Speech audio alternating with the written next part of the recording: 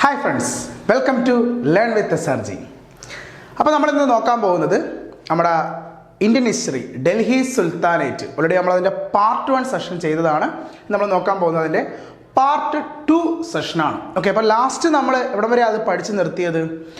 നമ്മുടെ ഡൽഹി ഭരിച്ച first dynasty, slave dynasty, സ്ലേവിലെ ലാസ്റ്റ് റൂളർ ആര്? കൈക്കൂബാദ് അല്ലേ? അവിടെ വരെ നമ്മൾ പഠിച്ചു നിർത്തിയത്. എന്താ സംഭവിച്ചത് കൈക്കൂബാദിന്? കൈക്കൂബാദിൻ്റെ മന്ത്രി എന്ത് ചെയ്യും? കൊല്ലുകയും, നിങ്ങളുടെ പേരെന്താ? ജലാലുദ്ദീൻ ഖിൽജി. ആ ജലാലുദ്ദീൻ ഖിൽജി എന്ത് പിടിച്ചെടുക്കുകയും ചെയ്യുന്നു? ഡൽഹി പിടിച്ചെടുക്കുകയും ചെയ്യുകയും ഖിൽജി ഡൈനാസ്റ്റി എന്ത് ചെയ്യുന്നു? എസ്റ്റാബ്ലിഷ് ചെയ്യുകയും ചെയ്യുന്നു. സോ ഡൽഹി ഭരിക്കുന്ന രണ്ടാമത്തെ ഡൈനാസ്റ്റി ഏതാണ്? ഖിൽജി ഡൈനാസ്റ്റി. ആരാ ഫൗണ്ടർ? ജലാലുദ്ദീൻ ഖിൽജി. ആരാണ്? ജലാലുദ്ദീൻ ഖിൽജി. വർഷം 1290 മുതൽ 1320 വരെ, AD 1290 മുതൽ 1320 വരെയാണ് ഖിൽജി ഡൈനാസ്റ്റി വരുന്നത്. ആരാ ഫൗണ്ടർ? ജലാലുദ്ദീൻ ഖിൽജിയാണ്. ഈ ഖിൽജി ഡൈനാസ്റ്റി എന്ന് കേൾക്കുമ്പോൾ നമ്മുടെ മനസ്സിൽ ഏറ്റവും പെട്ടെന്ന് ഓടിയെത്തുന്ന പേരാണ് അലാവുദ്ദീൻ ഖിൽജി എന്ന് പറയുന്നത് അല്ലേ? ഈ ജലാലുദ്ദീൻ ഖിൽജിയുടെ മരുമകനാണ് ആര്? നമ്മുടെ അലാവുദ്ദീൻ ഖിൽജി. ഈ ജലാലുദ്ദീൻ ഖിൽജിയുടെ മരുമകൻ. ഈ ജലാലുദ്ദീൻ ഖിൽജിയെ കൊന്നിട്ടാണ് മരുമകനായ അലാവുദ്ദീൻ ഖിൽജി അധികാരത്തിൽ വന്നത് കേട്ടോ. ജലാലുദ്ദീനെ കൊന്നിട്ട് അലാവുദ്ദീൻ ഖിൽജി എന്ത് പിടിച്ചെടുക്കും? ഡൽഹി സുൽത്താനേറ്റ് പിടിച്ചെടുക്കും. സോ നമ്മുടെ അടുത്ത റൂളർ ആരാ? അലാവുദ്ദീൻ ഖിൽജി. ഈ അലാവുദ്ദീൻ ഖിൽജിയെ പറ്റി പറയുമ്പോൾ ഇന്ത്യൻ ചരിത്രത്തിൽ 2 ഘടകങ്ങളായിട്ടാണ് അലാവുദ്ദീനെ പറ്റി പറയുന്നത്. അതായത് അലാവുദ്ദീനെ ചില ചരിത്രകാരന്മാർ ഹീറോ ആയിട്ട് വിശേഷിപ്പിക്കുന്നുണ്ട്, എന്നാൽ ചില ചരിത്രകാരന്മാർ വില്ലനുമായിട്ടാണ് എന്ത് ചെയ്യുന്നത്? ചിത്രീകരിക്കുന്നത്. അപ്പോൾ 2 വശങ്ങളുണ്ട് ആർക്ക്? അലാവുദ്ദീന്. ഖിൽജി വംശത്തിൽ തന്നെ ഏറ്റവും ശക്തനും ഏറ്റവും ഫേമസ് ആയ റൂളറാണ് ആര്? അലാവുദ്ദീൻ ഖിൽജി എന്ന് പറയുന്നത്. ഓക്കെ, അപ്പോൾ എന്തൊക്കെയാണ് അലാവുദ്ദീൻ ഖിൽജി കൊണ്ടുവന്ന കാര്യങ്ങളെന്ന് നമുക്കൊന്ന് നോക്കാം. ഫസ്റ്റ് കാര്യം, അലാവുദ്ദീൻ ഖിൽജിയാണ് ഇന്ത്യയിൽ ആദ്യമായി പോസ്റ്റൽ സിസ്റ്റം ഇൻട്രൊഡ്യൂസ് ചെയ്യുന്നത്. പോസ്റ്റൽ എന്ന് പറഞ്ഞാൽ എന്താ? തപാൽ സിസ്റ്റം, കത്തിടപാട് അല്ലേ? Postal system. നമ്മുടെ രാജ്യത്ത് തന്നെ ആദ്യമായി പോസ്റ്റൽ സംവിധാനം കൊണ്ടുവന്ന ഡൽഹി സുൽത്താനാണ് ആര്?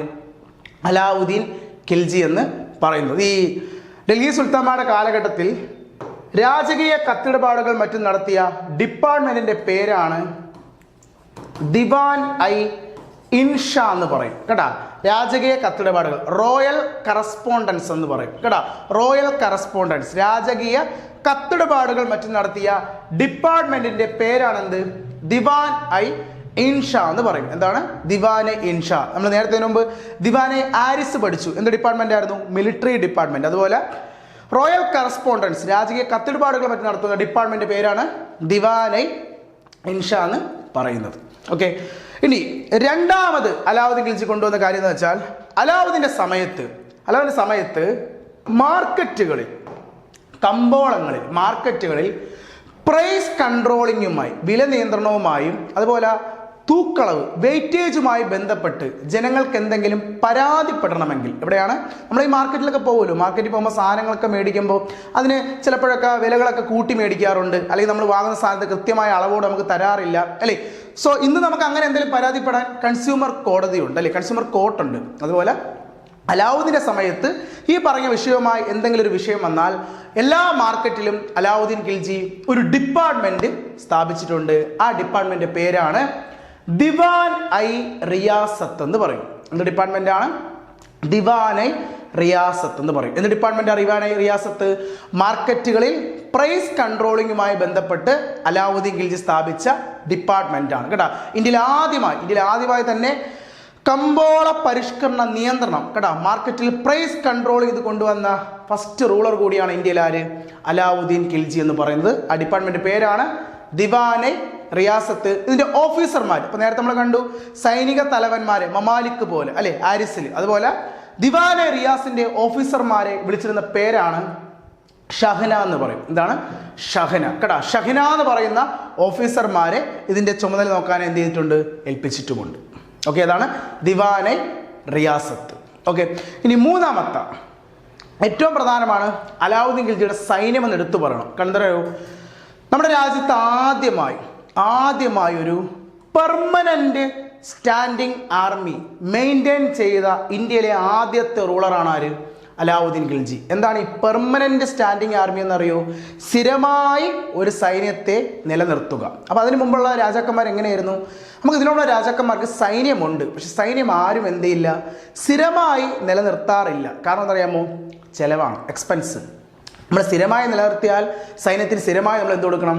ശമ്പളം കൊടുക്കണം, അല്ലേ? പക്ഷെ നമുക്ക് സൈന്യത്തിന് എപ്പോൾ മാത്രമാണ് ഉപയോഗം? യുദ്ധം വരുന്ന സമയത്താണ്. അപ്പോൾ പണ്ടത്തെ രാജാക്കന്മാർ എങ്ങനെയാണെന്ന് വെച്ചാൽ യുദ്ധം വരുന്ന സമയത്ത് സൈന്യത്തെ വിളിച്ചു കൂട്ടിയിട്ട് യുദ്ധം കഴിയുമ്പോൾ സൈന്യത്തെ എന്ത് ചെയ്യും? പിരിച്ചുവിടും. ആ യുദ്ധ സമയത്തുള്ള മാത്രം അവർ എന്ത് കൊടുക്കത്തുള്ളൂ? ശമ്പളങ്ങൾ കൊടുക്കുമായിരുന്നുള്ളൂ. എന്നാൽ അതിലൊരു വലിയ മാറ്റം കൊണ്ടുവന്ന റൂളറാണ് ആര്? അലാവുദ്ദീൻ ഖിൽജി.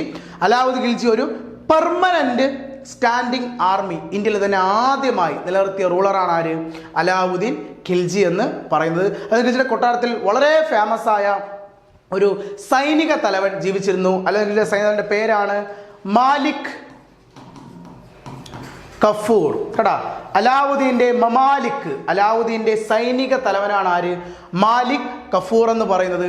അങ്ങനെ മാലിക് കഫൂറും അലാവുദ്ദീൻ ഖിൽജിയും കൂടെ ചേർന്ന് ഇന്ത്യയുടെ സൗത്ത് ഇന്ത്യ വരെ, അതൊരു വളരെ ഇമ്പോർട്ടൻറ്റ് പോയിന്റ് ആണ്, സൗത്ത് ഇന്ത്യ അറ്റാക്ക് ചെയ്ത ആദ്യത്തെ നോർത്ത് ഇന്ത്യൻ റൂളർ കൂടിയാണ് ആര്? അലാവുദ്ദീൻ ഖിൽജി. കേട്ടാ, സൗത്ത് ഇന്ത്യ വരെ. കേട്ടാ, കാരണം ഇതിനു മുമ്പുള്ള ഒരു റൂളറും സൗത്ത് ഇന്ത്യ നോർത്തിൽ ഒരു റൂളറും സൗത്ത് ഇന്ത്യ അറ്റാക്ക് ചെയ്തില്ല. ഇന്ത്യൻ ചരിത്രത്തിൽ സൗത്ത് ഇന്ത്യ അറ്റാക്ക് ചെയ്ത ആദ്യത്തെ നോർത്ത് ഇന്ത്യൻ റൂളർ കൂടിയാണ് ആര്? അലാവുദ്ദീൻ ഖിൽജിയും അദ്ദേഹത്തിൻ്റെ സൈനിക തലവനായ മാലിക് കഫൂറും. അതിലവർ AD 1306 ചില ക്വസ്റ്റ്യനിൽ 307 എന്നും കാണും. 1306 307 സൗത്തിലെ യാദവ എന്ന് പറയുന്ന വംശത്തിൽ നിന്നും അവർ പിടിച്ചെടുത്ത ഒരു പ്രധാനപ്പെട്ട സ്ഥലമാണ് ദേവഗിരി എന്ന് പറയുന്ന പ്രദേശം. ഇപ്പം 2024 CGL ചോദിച്ചതാണ്. AD 1306 ദേവഗിരി എന്ന പ്രദേശം പിടിച്ചെടുത്ത ഡൽഹി സുൽത്താൻ ആര്? അലാവുദ്ദീൻ ഖിൽജി. കാരണം ഈ സ്ഥലത്തിന് അത്ര ഇമ്പോർട്ടൻ്റ് ആണ്. ഡൽഹി സുൽത്താൻമാരുടെ ഒരു ക്യാപിറ്റൽ കൂടി ഫ്യൂച്ചറിലാവുന്ന ഒരു സ്ഥലം കൂടിയാണ് ഇത് ദേവഗിരി എന്ന സ്ഥലം. സോ ഭയങ്കര ഇമ്പോർട്ടൻ്റ് ആണ്. ആ ദേവഗിരി 1306 പിടിച്ചെടുത്തത് ആരാ? അലാവുദ്ദീൻ ഖിൽജിയാണ്. ആരുടെ കയ്യിൽ നിന്നും? യാദവ വംശത്തിൽ നിന്നും. കേട്ടോ, സൗത്തിലെ യാദവ ഡൈനാസ്റ്റിയിൽ നിന്നും ദേവഗിരി 1306 ആര് പിടിച്ചെടുക്കുന്നു? അലാവുദ്ദീൻ ഖിൽജി പിടിച്ചെടുക്കുന്നു. അലാവുദ്ദീനും അലാവുദ്ദീൻ്റെ സൈനിക തലവൻ ആരാ? മാലിക് കഫൂറും കൂടെ ചേർന്ന്. ഓക്കെ, സോ ഇതാണ് അലാവുദ്ദീനെ പറ്റി നമുക്ക് ഒരു ഹീറോ ഇതിൽ നമുക്ക് പറയാൻ പറ്റുന്നത്. ഇനി അലാവുദ്ദീൻ്റെ നെഗറ്റീവ് സൈഡ് വന്നത് എവിടെയെന്ന് ചോദിച്ചാൽ അത് വളരെ ഫേമസ് ആയ ഇന്ത്യയിലെ ഒരു നോവലിലാണ്. നോവലിൻ്റെ പേരാണ് പത്മാവത് എന്ന് പറയും. നിങ്ങൾ കേട്ടിട്ടുണ്ടായിരിക്കും. പത്മാവത് ബേസ് സിനിമയൊക്കെ ഇറങ്ങിയിട്ടുണ്ടായിരുന്നു അല്ലേ? പത്മാവത് അല്ലേ? ആരുടെ പത്മാവത്? മാലിക് മുഹമ്മദ് ജയസിയുടെ പത്മാവത്. ആരുടെ പത്മാവതാണ്? മാലിക് മുഹമ്മദ് ജയസിയുടെ പത്മാവത് അല്ലേ? എന്തായി കഥ? നമ്മുടെ രാജസ്ഥാനിലെ ചിറ്റൂർ വംശം, ഏതാണ്? ചിറ്റൂർ എന്ന് പറയുന്ന ഫോർട്ട് ഉണ്ട് അവിടെ, ചിറ്റൂർ വംശം. ആ വംശത്തിലെ വളരെ ഫേമസ് ആയ രാജാവായിരുന്നു രാജാ രത്തനസിംഗ്. രാജാ രത്തനസിംഗിന് വളരെ സുന്ദരിയായിട്ടുള്ള ഒരു ഭാര്യ ഉണ്ടായിരുന്നു, പേര് റാണി പത്മിനി. ആ റാണി പത്മിനിയുടെ സൗന്ദര്യത്തെ പറ്റി ഒരു ദൂതൻ വഴി ആരറിയും? ഡൽഹി സുൽത്താനായ അലാവുദ്ദീൻ ഖിൽജി അറിയും. അങ്ങനെ അലാവുദ്ദീൻ ഖിൽജി റാണി പത്മിനിയെ കാണാൻ വേണ്ടി എവിടെ എത്തും? ചിറ്റൂർ ഫോർട്ടിൽ എത്തും. അവിടെ വെച്ച് റാണിയെ ആര് കാണും? അലാവുദ്ദീൻ കാണുകയും കണ്ട മാത്രയിൽ അലാവുദ്ദീൻ ഖിൽജിക്ക് ആഗ്രഹം ആരെ സ്വന്തമാക്കണം? റാണി. പക്ഷെ റാണിയെ സ്വന്തമാക്കണമെങ്കിൽ ചിറ്റൂരിലെ രാജാവായ രത്തനസിംഗിനെ എന്ത് ചെയ്യണം? കൊല്ലണം. ഇതിൽ ഏറ്റവും അവസാനം എന്താ കാണാൻ സാധിക്കുകയെന്ന് ചോദിച്ചാൽ മാലിക് കഫൂറും അലാവുദ്ദീനും കൂടി ആരെ ചതിച്ച് കൊല്ലും? രാജാ രത്തനസിംഗിനെ കൊല്ലുകയും അതിനുശേഷം റാണിയെ സ്വന്തമാക്കാൻ വേണ്ടി അലാവുദ്ദീൻ ഖിൽജി ചിറ്റൂർ ഫോർട്ടിലേക്ക് എന്ത് ചെയ്യുന്നു? ഓടിപ്പോകുന്ന ഒരു കാഴ്ച നമുക്ക് കാണാൻ പറ്റും. അങ്ങനെ പോയി ചിറ്റൂരിൻ്റെ വാതിൽ അലാവുദ്ദീൻ തള്ളി തുറക്കുമ്പോൾ കാണുന്ന കാഴ്ച എന്താ? റാണിയും അവിടെയുള്ള സ്ത്രീകളെല്ലാം കൂടി വലിയൊരു ചിത തയ്യാറാക്കി ആ ചിതയ്ക്കുള്ളിലേക്ക് ചാടി ആത്മഹത്യ ചെയ്യുന്നു. അങ്ങനെ അലാവുദ്ദീൻ ഖിൽജിക്ക് ആരെ സ്വന്തമാക്കാൻ പറ്റിയില്ല? ചിറ്റൂരിലെ റാണിയായ റാണി പത്മിനിയെ സ്വന്തമാക്കാൻ സാധിച്ചിരുന്നില്ല. ആ റാണി ചെയ്ത ചടങ്ങിൻ്റെ പേരെന്താ അറിയാമോ? റാണി അങ്ങനെ ചിതയുണ്ടാക്കി ചാടി എന്ന് പറഞ്ഞില്ലേ, അതിനെന്തെന്നാ വിശേഷിപ്പിക്കുന്നതെന്നറിയോ? അത് സതിയല്ല. സതി നമുക്കറിയാം. സതി എന്ന് പറഞ്ഞാൽ ഹിന്ദു മതപ്രകാരം ഒരു സ്ത്രീയുടെ ഭർത്താവ് മരിച്ചാൽ ഭർത്താവിൻ്റെ ചിതയിൽ ചാടി ആത്മഹത്യ ചെയ്യുന്നതാണ് എന്ത്? സതി എന്ന് പറയുന്നത്. ഇത് സതിയല്ല, ഇതിൻ്റെ പേരാണ് ജൗഹർ എന്ന് പറയും. എന്താണ് ജൗഹർ? കാരണം ഇത് രജപുത്രയിലെ ഒരു ചടങ്ങാണ് ജൗഹർ എന്ന് പറയുന്നത്. രജപുത്രയിലെ രാജാവ് മരിച്ചാൽ അവിടുത്തെ റാണിക്കും അവിടെയുള്ള സ്ത്രീകൾക്ക് എല്ലാവർക്കും കൂടി ഒരു മാസ് സൂയിസൈഡ് ചെയ്യാം. അതിന് വിളിക്കുന്ന പേരാണ് എന്ത്? ജൗഹർ എന്ന് പറയും. അങ്ങനെ ജൗഹറാണ് നമുക്ക് പത്മാവത് നോവലിൽ കാണാൻ സാധിക്കുന്നത്. ആരാ പത്മാവത് എഴുതിയത്? മാലിക് മുഹമ്മദ് ജയസിയുടെ പത്മാവത്. അപ്പൊ ആ കഥയിൽ പറയുന്ന വില്ലൻ നമ്മുടെ ആര് തന്നെയാണ്? അലാവുദ്ദീൻ ഖിൽജി തന്നെയാണ്. ഓക്കെ, ഇനി അലാവുദ്ദീന്റെ കൊട്ടാരത്തിൽ വളരെ ഫേമസ് ആയ ഒരു കവി ജീവിച്ചിരുന്നു. ദ പാരറ്റ് ഓഫ് ഇന്ത്യ, ഇന്ത്യയുടെ തത്ത എന്ന് വിശേഷിപ്പിക്കുന്ന ആരാ? അമീർ ഖുസ്രു. കേട്ടാ, അലാവുദ്ദീന്റെ കൊട്ടാരത്തിൽ ജീവിച്ചിരുന്ന വളരെ ഫേമസ് ആയ കവിയാണ് ദ പാരറ്റ് ഓഫ് ഇന്ത്യ, ഇന്ത്യയുടെ തത്ത എന്ന് വിശേഷണമുള്ള ആരാണ്? അമീർ ഖുസ്രു. അമീർ ഖുസ്രുവിന്റെ വളരെ പ്രധാനപ്പെട്ട 2 കൃതികളാണ്. ഒന്ന് ലൈല മജ്നുവും മറ്റൊന്ന് തുഗ്ലക് വംശത്തിന്റെ കഥയായ തുഗ്ലക് നാമയും. കേട്ടാ, അതിനർത്ഥം തുഗ്ലക് ഡൈനാസ്റ്റിയിലും ആര് ജീവിച്ചിരുന്നു എന്നാണ്? അമീർ ഖുസ്രു ജീവിച്ചിരുന്നു എന്നാണ്. തുഗ്ലക് വംശത്തെ പറ്റിയുള്ള തുഗ്ലക് നാമയും ലൈല മജ്നുവും ആരുടെ പ്രധാനപ്പെട്ട കൃതികളാ? ദ പാരറ്റ് ഓഫ് ഇന്ത്യ, അമീർ ഖുസ്രുവിന്റെ. ഈ അമീർ ഖുസ്രുവില്ലേ ഒരു 3 പ്രധാനപ്പെട്ട മ്യൂസിക്കൽ ഇൻസ്ട്രുമെന്റ്സ് പുള്ളി കണ്ടെത്തിയിട്ടുണ്ട്. ഏതൊക്കെയെന്നറിയോ? 3 ഇൻസ്ട്രുമെന്റുകൾ. ഒന്ന് തബല, 2 സിത്താറ്, 3 സാരോദ്. ഇങ്ങനെ 3 പ്രധാനപ്പെട്ട മ്യൂസിക്കൽ ഇൻസ്ട്രുമെന്റ്സ്. ഈ 3 ഇൻസ്ട്രുമെന്റ്സും കണ്ടെത്തിയത് ആരാ? അമീർ ഖുസ്രു ആണ്. അമീർ ഖുസ്രു കണ്ടെത്തിയ 3 പ്രധാനപ്പെട്ട ഇൻസ്ട്രുമെന്റ്സ് ആണ് തബല, സിത്താറ്, സാരോദ്. അപ്പൊ അത് ആരുടെ കോർട്ടിലായിരുന്നു? അലാവുദ്ദീന്റെ കോർട്ടിലായിരുന്നു. ഇനി അലാവുദ്ദീൻ നിർമ്മിച്ച പ്രധാനപ്പെട്ട നിർമ്മിതികൾ നോക്കുമ്പോൾ ഫസ്റ്റ് ഡൽഹിയിലെ സിറി ഫോർട്ട്, സിറി കോട്ട അല്ലെങ്കിൽ സിറി സിറ്റി, ഡൽഹിക്ക് അടുത്തുള്ള നഗരമാണ് സിറി സിറ്റി. അവിടെ നമുക്ക് പോയാൽ സിറി കോട്ട കാണാം, സിറി ഫോർട്ട്. ആ ഫോർട്ട് കെട്ടിയത് ആരാ? അലാവുദ്ദീൻ ഖിൽജി ആണ്. അതുപോലെ ഡൽഹിയിൽ നമ്മുടെ കുത്തബ് മിനാറിന്റെ എൻട്രൻസ് അലേ ദർവാസ, അല്ലെ കുത്തബ് മിനാറിന്റെ എൻട്രൻസ് ഏതാണ്? കുത്തബ് മിനാറിന്റെ എൻട്രൻസ് ആയ അലേ ദർവാസ, അലേ ദർവാസ നിർമ്മിച്ചതും ആരാണ്? അലാവുദ്ദീൻ ഖിൽജിയാണ്. കേട്ടോ, അലാവുദ്ദീൻ ഖിൽജി നിർമ്മിച്ച പ്രധാനപ്പെട്ട ഒരു വാതിൽ എൻട്രൻസ് ആണ് കുത്തബ് മിനാറിന്റെ എൻട്രൻസ് ആയ അലേ ദർവാസ എന്ന് പറയുന്നത്. അതുപോലെ മറ്റൊന്ന് ഏതാ? നമ്മുടെ സിറി ഫോർട്ടും. അപ്പൊ ഇതൊക്കെയാണ് നമ്മുടെ അലാവുദ്ദീൻ ഖിൽജിയുടെ സമയത്ത് കൊണ്ടുവന്ന പ്രധാനപ്പെട്ട സംവിധാനങ്ങൾ. അതുപോലെ അലാവുദ്ദീന്റെ സൈന്യം എടുക്കുമ്പോൾ തന്നെ അലാവിന്റെ സൈന്യത്തിൽ ഈ കുതിരകൾക്ക്, അലാവിന്റെ കുതിരകൾക്ക് ചാപ്പ് കുത്തുക എന്നൊരു ചടങ്ങുണ്ടായിരുന്നു. അതിനെ പറയും ഡാഗ് സിസ്റ്റം എന്ന് പറയും. കേട്ടാ, കുതിരകൾക്ക് ഡാഗ് സിസ്റ്റം, ബ്രാൻഡിങ്, കുതിരയ്ക്ക് ബ്രാൻഡ് കുത്തിയത്, അതാണ് ചാപ്പ് കുത്തുക എന്ന് പറയും, ബ്രാൻഡിങ്. അതിനെ വിളിച്ച പേരാണ് ഡാഗ് സിസ്റ്റം എന്ന് പറയും. ആ ഡാഗ് സിസ്റ്റം കൊണ്ടുവന്നത് ആരാണ്?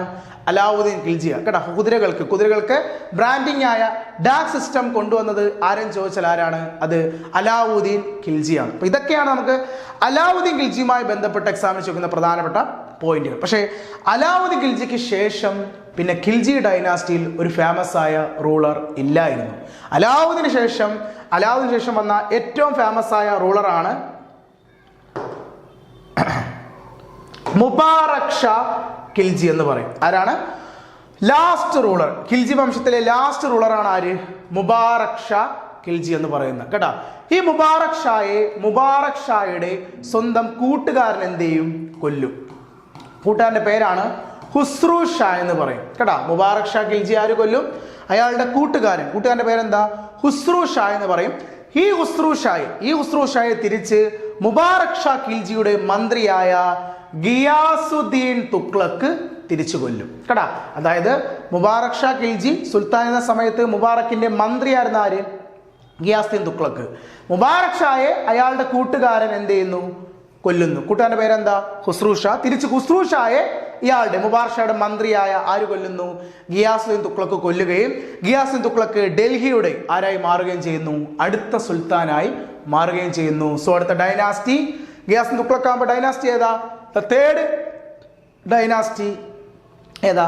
തുഗ്ലക് ഡൈനാസ്റ്റി. മൂന്നാമത്തെ വംശം ഏതാണ്? തുഗ്ലക് വംശം, തുഗ്ലക് ഡൈനാസ്റ്റി. സോ ഡൽഹിയിലെ മൂന്നാമത്തെ വംശം ആരാണ്? തുഗ്ലക് ഡൈനാസ്റ്റി. തുഗ്ലക് ഡൈനാസ്റ്റിയുടെ ടൈം പീരീഡ് എത്രയെന്ന് അറിയാമോ? ടൈം പീരീഡ് വരുന്നത് 1320 മുതൽ 1398 വരെ.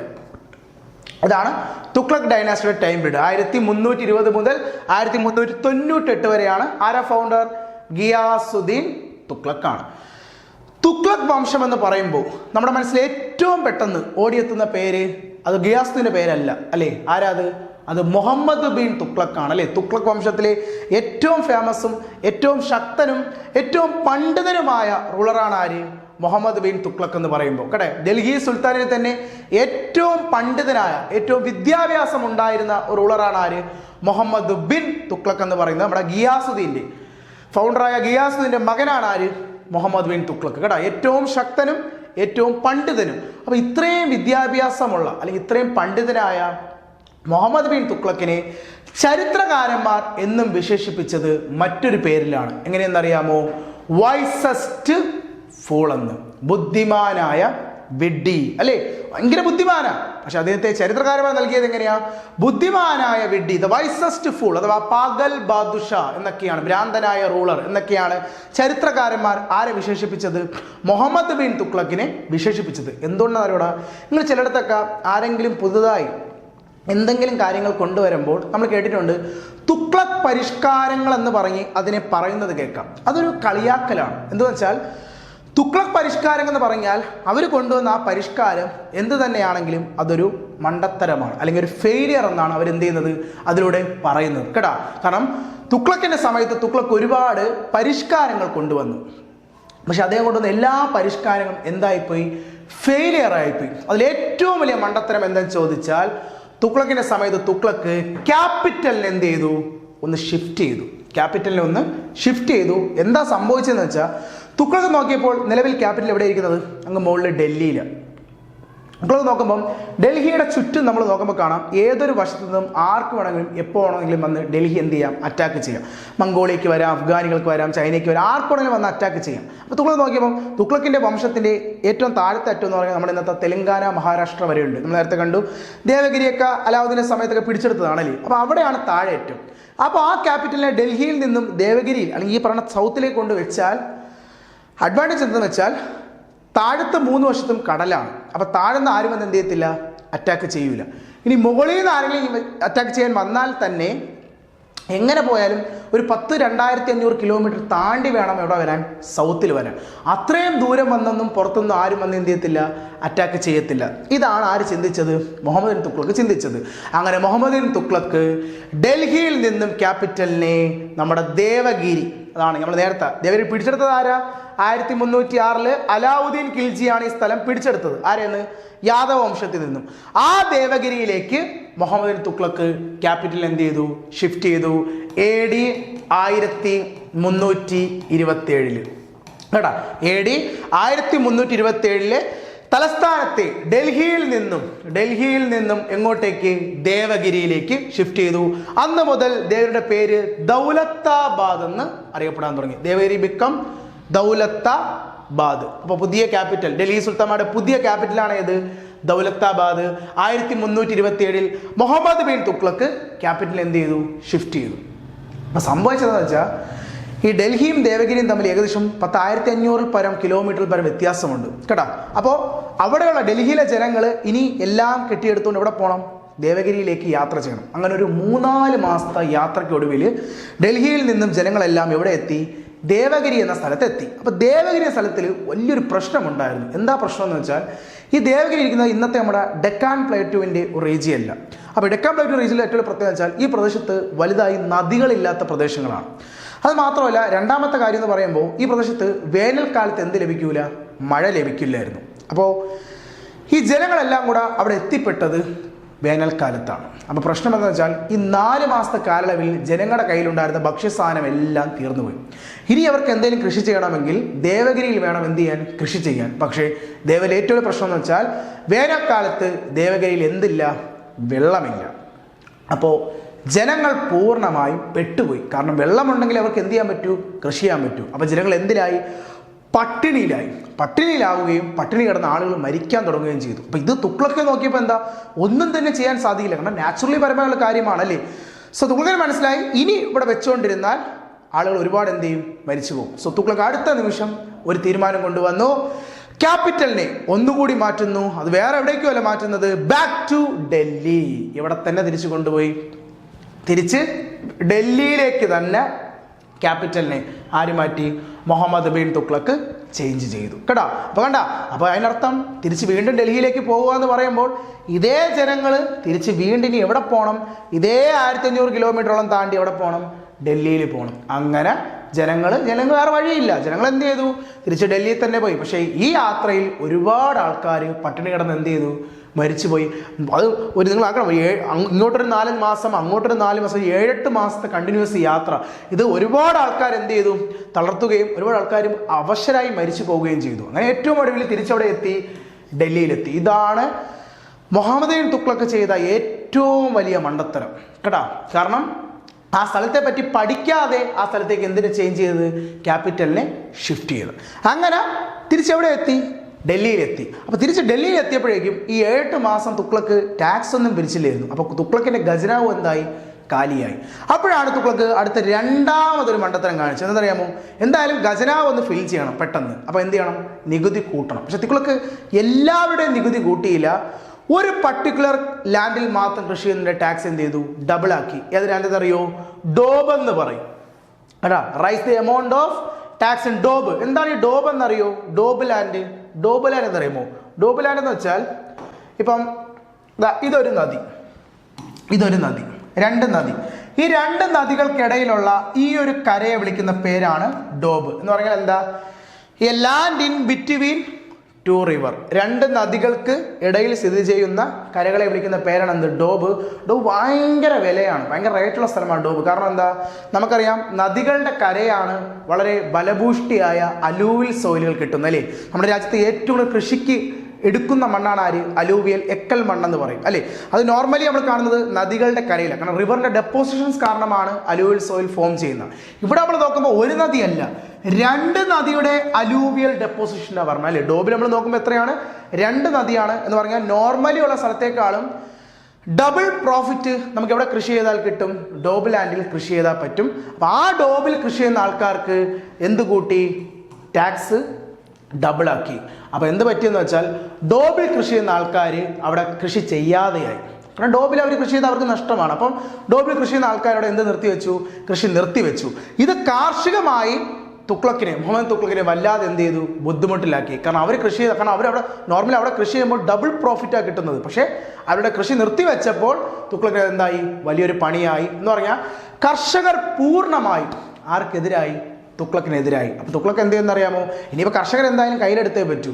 അങ്ങനെ കർഷകരെ കയ്യിലെടുക്കാൻ വേണ്ടി കർഷകർക്ക് വേണ്ടി ഒരു ഡിപ്പാർട്ട്മെന്റ്, ഒരു അഗ്രികൾച്ചർ ഡിപ്പാർട്ട്മെന്റ് അന്ന് കൊണ്ടുവന്നു. ആ ഡിപ്പാർട്ട്മെന്റ് പേരാണ് ദിവാൻ ഐ കോഹി എന്ന് പറയും.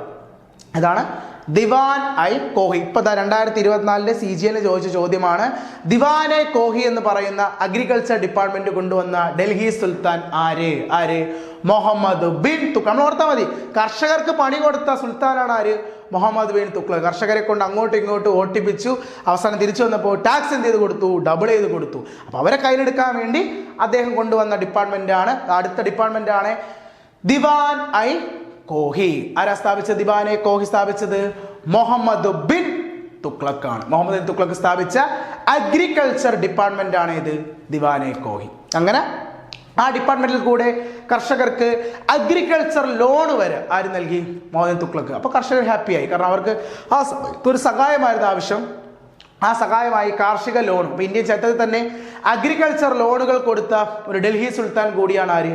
മുഹമ്മദ് ബിൻ തുഗ്ലക്ക്. ഏത് ഡിപ്പാർട്ട്മെന്റ് വഴി? ദിവാൻ ഐ കോഹി വഴി. ഇനി പുള്ളിയുടെ അടുത്ത വലിയൊരു മണ്ടത്തരം എന്തെന്ന് വെച്ചാൽ, ഇന്ത്യൻ ചരിത്രത്തിൽ ഇന്ത്യയിൽ തന്നെ ആദ്യമായി ടോക്കൺ കറൻസി സിസ്റ്റം ഇംപ്ലിമെന്റ് ചെയ്ത ആദ്യത്തെ ഇന്ത്യൻ റൂളറാണ് ആര്? മുഹമ്മദ് ബിൻ തുഗ്ലക്ക്. എന്താണ് ടോക്കൺ കറൻസി സിസ്റ്റം? അതായത് ഇദ്ദേഹത്തിന്റെ സമയത്ത് ഇദ്ദേഹം നമ്മുടെ ഗോൾഡ് സിൽവർ കോയിന് പകരം ഭയങ്കരമായി പ്രൊമോട്ട് ചെയ്തത് കോപ്പർ കോയിൻസിനെയായിരുന്നു കേട്ടോ. നമുക്കറിയാം ഗോൾഡ് സിൽവർ കോപ്പർ ഉണ്ട്. അതിൽ ഗോൾഡും സിൽവറിനും പകരം മുഹമ്മദ് ബിൻ തുഗ്ലക്ക് ഏറ്റവും കൂടുതലായി പ്രൊമോട്ട് ചെയ്ത എന്ത് കോയിൻസിനെയായിരുന്നു? കോപ്പർ കോയിൻസിനെയായിരുന്നു. അപ്പം കോപ്പർ കോയിൻസ് ഭയങ്കരമായി രാജ്യത്ത് എന്ത് ചെയ്തു? ആൾക്കാരുടെ കയ്യിലായപ്പോൾ മെയിനായിട്ട് സംഭവിച്ച കാര്യം എന്ന് വെച്ചാൽ, നമുക്കറിയാം എപ്പോഴും മൂല്യം എന്ന് പറയുമ്പോൾ ഗോൾഡിനാണ്, അത് കഴിഞ്ഞ് സിൽവർ, അത് കഴിഞ്ഞ് മാത്രമേ എന്തുള്ളൂ? കോപ്പറിലുള്ളൂ. അപ്പം നമ്മുടെ നാട്ടിലെ ജനങ്ങളുടെ കയ്യിൽ കൂടുതൽ എന്ത് കോയിൻസാണ് ഇപ്പോൾ ഉള്ളത്? കോപ്പർ കോയിൻസാണ്. കാരണം ഗോൾഡും സിൽവറും നിർത്തലാക്കി, കോപ്പറാണ് ഉള്ളത്. അപ്പോൾ പുറമെ നോക്കുമ്പോൾ നമ്മുടെ നാണയത്തിന് എന്തില്ല, മൂല്യമില്ല. നമ്മുടെ നാണയത്തിൻ്റെ എന്താണ് മൂല്യം എന്ത് ചെയ്തു, ഇടുങ്ങിപ്പോയി. കാരണം ജനങ്ങളുടെ കയ്യിൽ കൂടുതലുള്ള എന്ത് കോയിനാ, കോപ്പർ കോയിനാ, ഗോൾഡ് സിൽവറും ഇല്ല.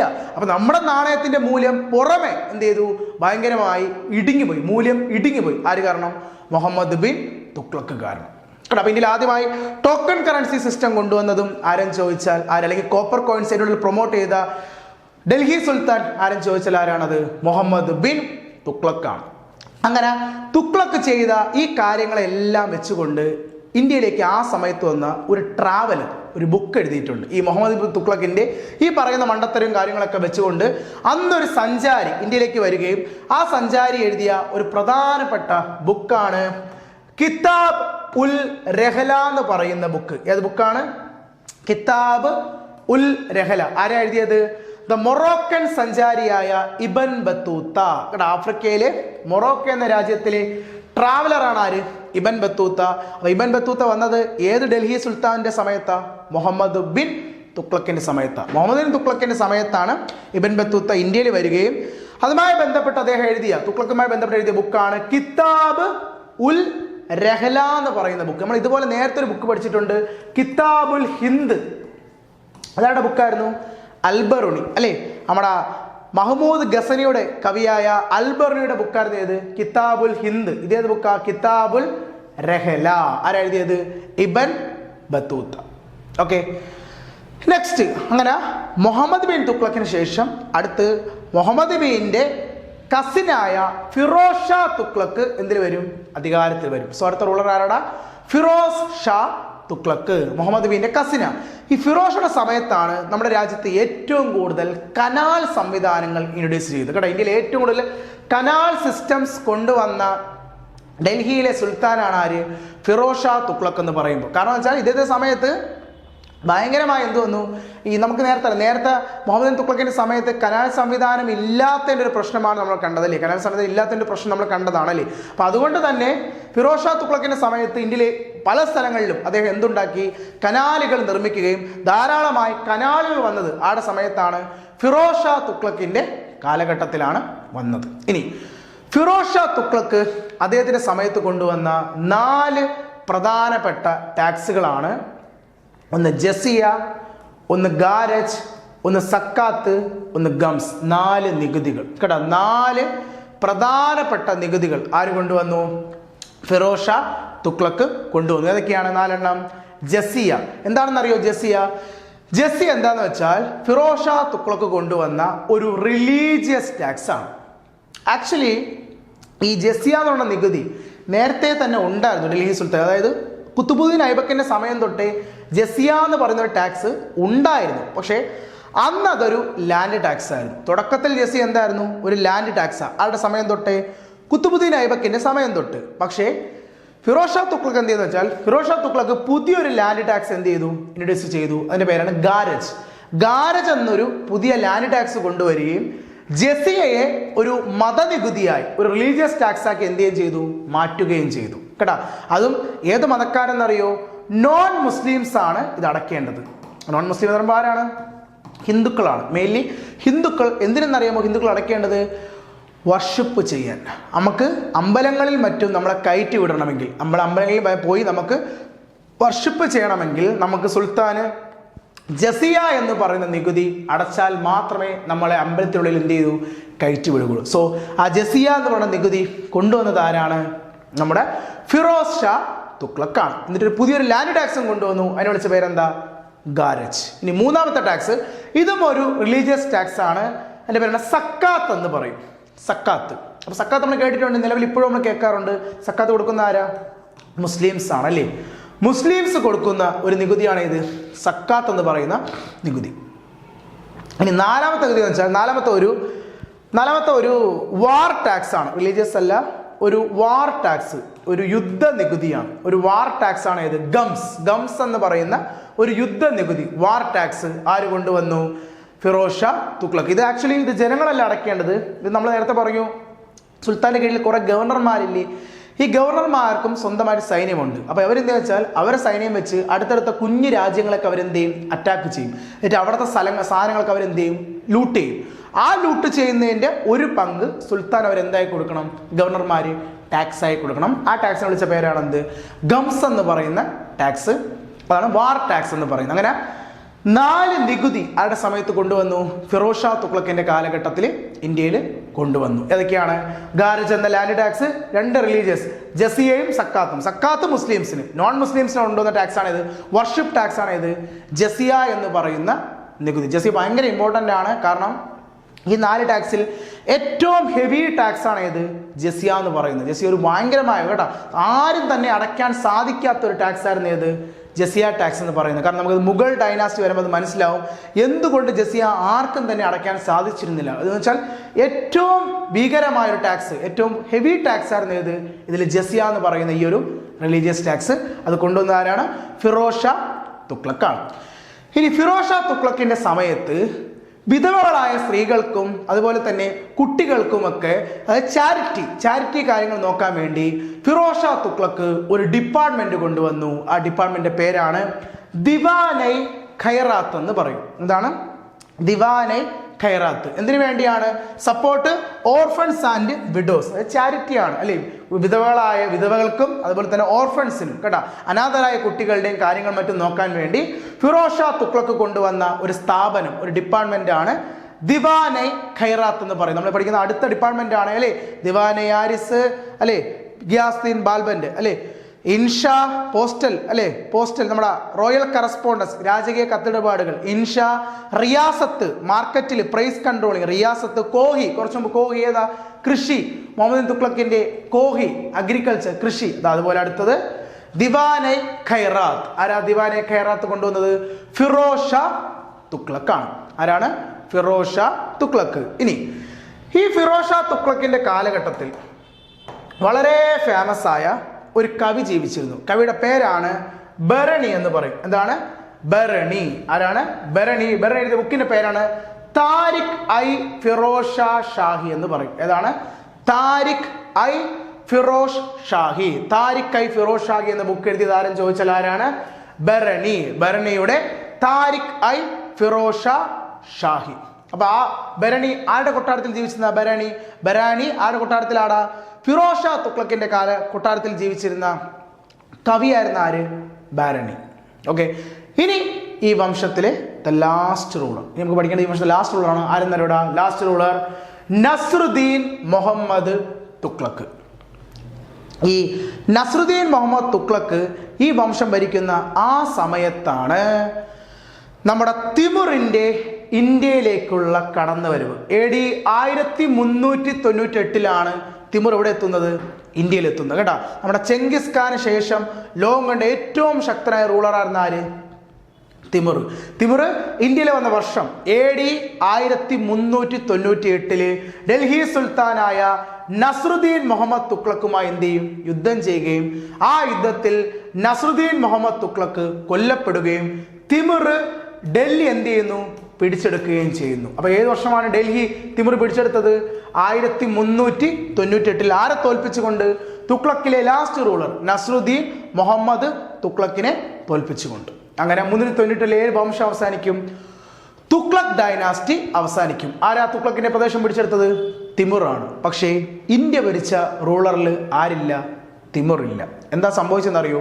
തിമുർ ഡൽഹി പിടിച്ചെടുക്കുകയും എന്നാൽ ആ സമയത്തിന് തിമുറിന് വേറൊരു യുദ്ധം കടന്നു വരികയും ചെയ്യും. അങ്ങനെ തിമുർ ഇന്ത്യയിൽ നിന്നും ആ യുദ്ധത്തിന് പോകുന്നതിന് മുമ്പ് തിമുർ ഡൽഹി അദ്ദേഹത്തിന്റെ ഗവർണറെ ഇന്ത്യയിൽ ഏൽപ്പിച്ചിട്ട് പോകും. അതിന് ഗവർണറുടെ പേരാണ് കിസർ ഖാൻ എന്ന് പറയും. തിമുറിന്റെ ഗവർണറാണ്. തിമുറിന്റെ ഗവർണറാണ് ആര്? കിസർ ഖാൻ. കിസർ ഖാനെ ഡൽഹി ഏൽപ്പിച്ചിട്ട് തിമുർ എന്ത് ചെയ്യും? ആ യുദ്ധത്തിന് പോകും. പക്ഷേ ആ യുദ്ധത്തിൽ വെച്ച് തിമുർ എന്ത് ചെയ്യും? കൊല്ലപ്പെടും. അവർ യുദ്ധത്തിൽ വെച്ച് തിമുർ കൊല്ലപ്പെടുകയും ഇത് ആർക്ക് ലോട്ടറി അടിച്ചു? കിസർ ഖാൻ അതൊരു ലോട്ടറി ആയി. പണ്ട് നമ്മുടെ കുത്തുബുദ്ദീൻ ഐബക്കിന് മുഹമ്മദ് ഗോറി കൊല്ലപ്പെട്ടപ്പോൾ അടിച്ച ലോട്ടറി, അതുപോലൊരു ലോട്ടറിയാണ് ഇവിടെ തിമുർ കൊല്ലപ്പെട്ടപ്പോൾ ആർക്കടിച്ചത്? കിസർ ഖാന്. അങ്ങനെ കിസർ ഖാൻ ഡൽഹിയിൽ അയാളുടെ വംശം എന്ത് ചെയ്തു? സ്ഥാപിച്ചു. നമ്മുടെ 4ാമത്തെ ഡൈനാസ്റ്റി ഏതാടാ? സെയ്ദ് ഡൈനാസ്റ്റി, അല്ലേ? സ്ലേവ്, ഖിൽജി, തുഗ്ലക്ക്, 4ാമത്തെ വംശം ആടാ? സെയ്ദ് ഡൈനാസ്റ്റി. ആരാ ഫൗണ്ടർ? സെയ്ദ് ഡൈനാസ്റ്റി ഫൗണ്ടർ ആണ് കിസർ ഖാൻ. ആരാണ്? കിസർ ഖാൻ. ഇവരുടെ ടൈം പീരീഡ് വരുന്നത് 1414 മുതൽ 1451 വരെയാണ് സെയ്ദ് ഡൈനാസ്റ്റിയുടെ പീരീഡ് വരുന്നത്. ഒന്നും തന്നെ കാര്യമായി ചെയ്യാത്തൊരു ഡൈനാസ്റ്റിയായിരുന്നു ഇത് സെയ്ദ്. ജസ്റ്റ് രാജാക്കന്മാരിങ്ങനെ മാറി മാറി പോയെന്നേ ഉള്ളൂ, ഒന്നും കാര്യമായി ചെയ്തില്ലായിരുന്നു. സോ ഈ വംശത്തിൽ അങ്ങനെ വലുതായിട്ടൊന്നും പഠിക്കാനില്ല. ഈ വംശത്തിലെ ലാസ്റ്റ് റൂളർ അലാവുദ്ദീൻ അലം ഷാ, അത്രയേ ഉള്ളൂ. ആര് ഫൗണ്ടർ, ആര് ലാസ്റ്റ്, വേറെ ഒന്നും അതിൽ നമുക്ക് കാര്യമായി ചെയ്തില്ല. ഫൗണ്ടർ ആരാ? തിമൂറിന്റെ ഗവർണറായ ഖിസർഖാനും അവസാനത്തെ റൂളർ ആരാ? അലാവുദ്ദീൻ അലം ഷായാണ് ഈ വംശത്തിലെ ഏറ്റവും അവസാനത്തെ എന്താണ് റൂളർ. ഈ അലാവുദ്ദീൻ അലം ഷായെ, ഈ ലാസ്റ്റത്തെ റൂളറായ അലാവുദ്ദീൻ അലം ഷായെ അയാളുടെ മന്ത്രി എന്ത് ചെയ്യും? കൊല്ലും. എന്നിട്ട് ആ മന്ത്രി എന്ത് പിടിച്ചെടുക്കും? ഡൽഹി പിടിച്ചെടുക്കും. ആ മന്ത്രിയുടെ പേരാണ് ബഹലൂൽ ലോധി. ആരാടാ? ബഹലൂൽ ലോധി. നമ്മുടെ 5ാമത്തെ ഡൈനാസ്റ്റി അല്ലേ ബഹലൂൽ ലോധി. അല്ലേ അപ്പൊ അടുത്ത റൂളർ ഏതാളുടെ വംശം? ലോധി ഡൈനാസ്റ്റി, 5ാമത്തെ വംശം. അപ്പൊ who was the founder of Lodi dynasty? Bahlul Lodi. Bahlul Lodi നേരത്തെ ആരായിരുന്നു? സെയ്ദ് ഡൈനാസ്റ്റിയിലെ അലാവുദ്ദീൻ അലം ഷായുടെ മന്ത്രിയായിരുന്നു. ആ അലം ഷായെ കൊന്നാണ് ബഹലൂൽ ലോധി ഡൽഹി പിടിച്ചെടുക്കുന്നത്. അങ്ങനെ 5ാമത്തെ വംശം ഇന്ത്യയിൽ വരും. ഏത് ഡൈനാസ്റ്റി? ലോധി ഡൈനാസ്റ്റി. ലോധിയുടെ പീരീഡ് വരുന്നത് 1451 മുതൽ 1526 വരെയാണ് എന്ത് വരുന്നത്? ലോധി ഡൈനാസ്റ്റിയുടെ ടൈം പീരീഡ് വരുന്നത്. ഇപ്പൊ ലോധി വംശത്തിന് വലിയൊരു പ്രത്യേകത എന്ന് വെച്ചാൽ ഇന്ത്യ ഭരിച്ച 5ാമത്തെ വംശമാണ് ആര്? ഈ ഡൽഹി ഭരിക്കുന്ന 5ാമത്തെ മുസ്ലിം വംശമാണ് ആര്? ലോധി. നിങ്ങൾ ആദ്യം കണ്ട സ്ലേവ്, ഖിൽജി, തുഗ്ലക്ക്, സെയ്ദ്, ഇവർ 4 പേര് എന്ന് പറയുന്നത് പെർഷ്യൻ വംശങ്ങളായിരുന്നു. പെർഷ്യൻ നിന്നുള്ള വംശകരാണ് നമ്മൾ ആദ്യം കണ്ട 4 പേര്. എന്നാൽ ലോധി വംശം എന്ന് പറയുന്നത്, ലോധി മുസ്ലിം വംശമാണ്, പക്ഷെ ലോധി എന്ന് പറയുന്നത് ഒരു അഫ്ഗാനിസ്ഥാൻ വംശമാണ്. എന്താണ്? ഒരു അഫ്ഗാനികളാണ് എന്ന് പറഞ്ഞാൽ ഇന്ത്യ ഭരിക്കുന്ന ആദ്യത്തെ അഫ്ഗാൻ ഡൈനാസ്റ്റി കൂടിയാണ് ആര്? ലോധി ഡൈനാസ്റ്റി. കേട്ടോ, ഇന്ത്യ ഭരിക്കുന്ന ആദ്യത്തെ അഫ്ഗാൻ ഡൈനാസ്റ്റി ആരെന്ന് ചോദിച്ചാൽ അത് ഡൽഹി സുൽത്താനേറ്റിലെ ഏത് വംശമാണ്? ലോധി ഡൈനാസ്റ്റി. റൂളർ ചോദിച്ചാൽ ഫസ്റ്റ് അഫ്ഗാൻ റൂളർ ആരെന്ന് ചോദിച്ചാൽ അത് ബഹലൂൽ ലോധിയാണ്. പലരുടെയും വിചാരം ഇന്ത്യ ഭരിച്ച ആദ്യത്തെ അഫ്ഗാനികൾ മുഗൾസ് അല്ലെങ്കിൽ ബാബർ എന്നാണ് വിചാരിക്കുന്നത്. പക്ഷെ ബാബറിന് മുന്നേ തന്നെ ഇന്ത്യയുടെ മണ്ണ് ഭരിച്ച ആദ്യത്തെ അഫ്ഗാൻ ഡൈനാസ്റ്റിയാണ് ആര്? ലോധി ഡൈനാസ്റ്റി. റൂളർ ആരാ? ബഹലൂൽ ലോധി. ദെൻ അടുത്ത ബഹലൂലോടെ മകൻ അടുത്ത റൂളർ ആവും. പേര് സിക്കന്ദർ ലോധി എന്ന് പറയും. ആരാണ്? സിക്കന്ദർ ലോധി. സിക്കന്ദർ ലോധി എന്ത് ചെയ്യുന്നറിയോ? സിക്കന്ദർ ലോധി പുതിയൊരു സിറ്റി അങ്ങ് ബിൽഡ് ചെയ്ത് ക്യാപിറ്റലിനെ ഡൽഹിയിൽ നിന്നും ആ സിറ്റിയിലേക്ക് എന്ത് ചെയ്യും? മാറ്റും. ആ സിറ്റി ഏതാ? അതാണ് നമ്മുടെ ആഗ്ര സിറ്റി. ഇമ്പോർട്ടൻ്റ് ആണ്. പലരും ഈ ക്വസ്റ്റ്യൻ ഹൂ ബിൽഡ് ആഗ്ര ചോദിക്കുമ്പോൾ ആരാണ് ആഗ്ര സിറ്റി കെട്ടിയെന്ന് ചോദിച്ചാൽ എല്ലാവരും മനസ്സിൽ ഓടിയെത്തുന്ന പേരാണ് ഷാജഹാന്റെ പേര്. ഷാജഹാൻ ആഗ്രയിൽ വലിയൊരു മോണമെന്റ് നമ്മുടെ താജ്മഹൽ കെട്ടിയിട്ടുണ്ട്. പക്ഷെ ആഗ്ര സിറ്റി കെട്ടിയത് ആരല്ല? ഷാജഹാൻ അല്ല. ആഗ്ര സിറ്റി കെട്ടിയത് ഡൽഹി സുൽത്താനായ ഏത് ലോധിയ? സിക്കന്ദർ ലോധിയാണ് എന്ത് കെട്ടിയത്? ആഗ്ര സിറ്റി ബിൽഡ് ചെയ്ത്. പ്രീവിയസ് ഒരു ക്വസ്റ്റ്യൻ ആണ് കേട്ടോ. Who build Agra city? ആര്? സിക്കന്ദർ ലോധി. സിക്കന്ദർ ലോധി ഡൽഹിയിൽ നിന്നും ക്യാപിറ്റലിനെ എങ്ങോട്ടേക്ക് മാറ്റി? ആഗ്രയിലേക്ക്. എന്ന് പറയുമ്പോൾ നമ്മൾ അവസാനം എന്താ കാണുന്നു? ക്യാപിറ്റൽ എവിടെ എത്തുകയാണ്? ആഗ്ര എത്തുകയാണ്. ആരാക്കിയത്? സിക്കന്ദർ ലോധി. അതിനുശേഷം സിക്കന്ദർ ലോധിക്ക് ശേഷം സിക്കന്ദറുടെ മകനാണ് റൂളർ ആവുന്നത്. മകന്റെ പേരാണ് ഇബ്രാഹിം ലോധി എന്ന് പറയും. അപ്പോൾ വളരെ ശക്തനായ റൂളറായിരുന്നു ആര്? ഇബ്രാഹിം ലോധി. പക്ഷെ ഇബ്രാഹിം ലോധി സമയത്ത് ഒരു പ്രശ്നമുണ്ടായി. പ്രശ്നം എന്ന് വെച്ചാൽ ഇബ്രാഹിം ലോധിയും ഇബ്രാഹിം ലോധിയുടെ അങ്കിള് മാമനുമായ ദൗലത്ത് ഖാൻ ലോധിയും തമ്മിൽ ഒരു പ്രശ്നമുണ്ടാവും. ആ പ്രശ്നത്തെ പേരിൽ ഇബ്രാഹിം ലോധി ദൗലത്ത് ഖാൻ ലോധിയെ ഡൽഹിയിൽ നിന്നും കാബൂളിലേക്ക്, അതായത് അഫ്ഗാനിസ്ഥാനിലേക്ക് എന്ത് ചെയ്യും? നാട് കടത്തും. ആ നാടുകടത്ത് ദൗലത്ത് ഖാൻ ലോധിക്ക് വല്ലാത്ത എന്തുണ്ടാക്കി? ഒരു അപമാനമുണ്ടാക്കി. അങ്ങനെ അപമാനിതനായ ദൗലത്ത് ഖാൻ ലോധി അഫ്ഗാനിസ്ഥാനിൽ പോയിട്ട് വേറൊരു വംശവുമായിട്ട് എന്ത് ചെയ്യും? ഒരു ഗൂഢാലോചന നടത്തുകയും അവരെ ഇന്ത്യയിലേക്ക് എന്ത് ചെയ്യും? ക്ഷണിക്കുകയും ചെയ്യും. അങ്ങനെ അഫ്ഗാനിസ്ഥാനിൽ നിന്നും ഒരു ടീം ഡൽഹിയെ അറ്റാക്ക് ചെയ്യാൻ വേണ്ടി വരും. എന്ന് പറഞ്ഞാൽ ഡൽഹി പറയുമ്പോൾ ആരാ? അല്ലെങ്കിൽ ഡൽഹി പറയുമ്പോൾ ആഗ്രയെ അറ്റാക്ക് ചെയ്യാൻ വേണ്ടി ആര് വരും? അഫ്ഗാനിസ്ഥാനിൽ നിന്നും ഒരു ടീം. അപ്പൊ ആഗ്ര ഭരിക്കുന്ന ആരാ? ഡൽഹി സുൽത്താൻ ആരാ? ഇബ്രാഹിം ലോധി. വന്ന ടീം വേറെ ആരുമല്ല, വന്നത് അഫ്ഗാനിസ്ഥാനിൽ നമ്മുടെ ബാബറും ടീമുമാണ്. ബാബറും സൈന്യവുമാണ് ഡൽഹിയെ എന്താണ് ലക്ഷ്യമാക്കി ഇന്ത്യയിലേക്ക് വന്നത്. ഏത് വർഷം? 1526. അങ്ങനെ ബാബറും ഇബ്രാഹിം ലോധിയും തമ്മിൽ 1526 നടന്ന യുദ്ധത്തിന്റെ പേരാണ് the first battle of Panipat, ഒന്നാം പാനിപ്പത്ത് യുദ്ധം. അപ്പോൾ ഏത് വർഷമാണ് ഒന്നാം പാനിപ്പത്ത് യുദ്ധം നടന്നതെന്ന് ചോദിച്ചാൽ ഏത് വർഷമാണ് ഒന്നാം പാനിപ്പത്ത്? 1526 ഒന്നാം പാനിപ്പത്ത് യുദ്ധം. ആരൊക്കെ തമ്മിൽ? ഇബ്രാഹിം ലോധി vs ആര്? ബാബർ. ഇബ്രാഹിം ലോധിയും ബാബറും തമ്മിലുള്ള ഒന്നാം പാനിപ്പത്ത് യുദ്ധം. ആ യുദ്ധത്തിൽ ഇബ്രാഹിം ലോധി കൊല്ലപ്പെടും. ബാബർ ആരെ കൊല്ലും? ഇബ്രാഹിം ലോധിയെ കൊന്ന് ആഗ്രയും കേന്ദ്ര പ്രദേശങ്ങളും എന്ത് ചെയ്യുന്നു? പിടിച്ചെടുക്കുന്നു. എന്ന് പറയുമ്പോൾ അവിടെ വെച്ച് ഡൽഹി സുൽത്താനേറ്റ് എന്ത് ചെയ്യുന്നു? അവസാനിക്കുകയും അടുത്ത ഇന്ത്യ ഭരിക്കാൻ പോണത് ആരാ? ബാബറ. എന്ന് പറയുമ്പോൾ ബാബറിന്റെ വംശം ആര്? മുഗൾ ഡൈനാസ്റ്റി. ഇനി ഇന്ത്യ ഭരിക്കാൻ പോണ വംശം ആരാ? മുഗൾ ഡൈനാസ്റ്റിയാണ്. അപ്പൊ ഇവിടോടെ നമ്മുടെ എന്ത് അവസാനിച്ചു? ഡൽഹി സുൽത്താനേറ്റ്. അപ്പൊ ഡൽഹി ഭരിച്ച ലാസ്റ്റ് സുൽത്താൻ ആര്? ലോധി വംശത്തിലെ ഇബ്രാഹിം ലോധി. എവിടെ തൊട്ട് എവിടെ വരാ? ഫസ്റ്റ് സുൽത്താൻ ആരാ? സ്ലേവിലെ കുത്തുബുദ്ദീൻ ഐബക്ക്. ഫസ്റ്റ് സുൽത്താൻ, ഡൽഹിയിലെ ഫസ്റ്റ് സുൽത്താൻ കുത്തുബുദ്ദീൻ ഐബക്ക് മുതൽ അവസാനത്തെ സുൽത്താൻ ഇബ്രാഹിം ലോധി വരെയുള്ള 5 വംശത്തിലുള്ള റൂളേഴ്സ് ആണ് ഇത് ഡൽഹി സുൽത്താനേറ്റിൽ ഇരുന്ന. അതിൽ ഒരേ ഒരു വനിതാ റൂളറാണ് ആര്? നമ്മുടെ സ്ലേവിലെ റസിയ സുൽത്താൻ. അങ്ങനെ ഒന്നാം പാനിപ്പത്ത് യുദ്ധത്തോടു കൂടി എന്ത് അവസാനിച്ചു? ഡൽഹി സുൽത്താനേറ്റ് അവസാനിച്ചു. നമ്മുടെ ഈ ലോധി വംശകർ കെട്ടിയ ഒരു പ്രധാനപ്പെട്ട ഗാർഡൻ ആണ് ഡൽഹിയിലെ ലോധി ഗാർഡൻ. ഡൽഹിയിലാണ് കേട്ടോ. ഇതാണ് നമ്മുടെ ലോധി ഗാർഡൻ, ഡൽഹിയിലാണ് വരുന്നത്. ഇത് നമ്മൾ കാണുന്നത് നമ്മുടെ ബഹ്ലൂൽ ലോധി, സിക്കന്ദർ ലോധിയുടെയൊക്കെ ടോംബ, ബഹ്ലൂൽ ലോധി, സിക്കന്ദർ ലോധിയുടെയൊക്കെ ശവകുടീരമാണ് ഈ ഗാർഡൻ്റെ അകത്ത് നമുക്ക് കാണാൻ പറ്റുന്നത്. ഇതാണ് ലോധി ഗാർഡൻ. അഥവാ വേറൊരു പേരുണ്ട് ലേഡി വെല്ലിംഗ്ടൺ പാർക്ക് എന്നും പറയും. ചോദിച്ചിട്ടുണ്ട്. ബ്രിട്ടീഷുകാർ ലോധി ഗാർഡൻ ഇട്ട പേരാണ് ലേഡി വെല്ലിംഗ്ടൺ പാർക്ക് എന്ന് പറയും. ലേഡി വെല്ലിംഗ്ടൺ പാർക്ക്, ഡൽഹി അഥവാ നമ്മുടെ ലോധി ഗാർഡൻ കേട്ടോ. എവിടെയാ ചോദിക്കും? ലോധി ഗാർഡൻ എവിടെയായിരിക്കുന്നത്? ഏത് സിറ്റിയിൽ? എവിടെയാണ്? ഡൽഹിയിലാണ് സ്ഥിതി ചെയ്യുന്നത്. സോ ഇതാണ് നമ്മുടെ മിഡീവലിലെ ഫസ്റ്റ് ചാപ്റ്റർ. ഏത്? ഡൽഹി സുൽത്താനേറ്റ് എന്ന് പറയുന്ന ചാപ്റ്റർ. ഓക്കെ. സോ നമ്മളിനി അടുത്ത് പോണത് മിഡിൽ ഈസ്റ്റിലെ രണ്ടാമത്തെ ചാപ്റ്റർ ആയതിലോട്ടാണ്, മുഗൾ ഡൈനാസ്റ്റി അല്ലേ. അത് നമുക്ക് അടുത്ത ക്ലാസ്സിൽ, അടുത്ത വീഡിയോയിൽ നമുക്ക് ആരെ പറ്റി പരിചയപ്പെടാം? ബാബറിന് ശേഷമുള്ള മുഗൾ ഡൈനാസ്റ്റി പറ്റി നമുക്ക് എന്ത് ചെയ്യാം? പരിചയപ്പെടാം. സോ നമുക്ക് അടുത്ത ക്ലാസ്സിൽ മുഗൾ ഡൈനാസ്റ്റി പറ്റി ഞാൻ വീണ്ടും വരുന്നതാണ്. Okay, thank you.